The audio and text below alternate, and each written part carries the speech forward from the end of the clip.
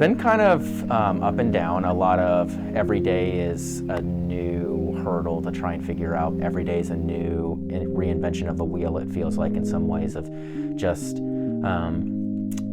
figuring out what the latest numbers look like and how do we as the church respond to that. There's a whole group that won't come back. There's a whole group of people who have underlying conditions or are old, so they don't want to come back. The pandemic has caused so many different viewpoints to come out. There's a whole group of people, now granted we're in the South, that don't even want to come back to church because they don't want to wear their mask. So there is no singing in indoor worship.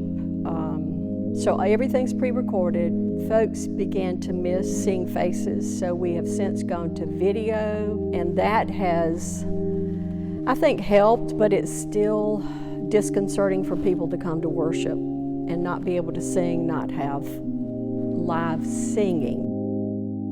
My name is Laura Long. I'm Nick DeMonk. Hi, I'm Fredna Lee. I'm Director of Music Ministries here at Eastminster Presbyterian Church in Columbia, South Carolina. I'm the Associate Pastor for High School Youth and Young Adults at Eastminster. Formerly, before the virus, I worked with the youth here at Eastminster. I was the Director of the High School Youth, and now I am the Director of Membership and Outreach. So I'm trying to encourage people to come back to church. We are probably never going to go back to not having virtual church. It will probably always be there. But we want everybody to come back to church because it's a different experience, and part of the faith journey is fellowship and getting to be with other believers. Some of the favorite parts about the youth program have been the fun and fellowship aspects of it. At youth group, we're there to hang out, we're there to have fun, we're there to talk about God and the ways God's moving in the midst of our fun, but that is a clear thing that's missing right now. Well, we've had some folks say, I'm not coming back to worship until I can sing, because the hymns mean a lot to them, the music means a lot to them.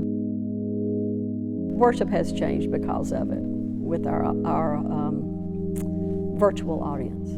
Before the virus, we had 3 services that were absolutely packed. We would have up to 1,000 people come to church.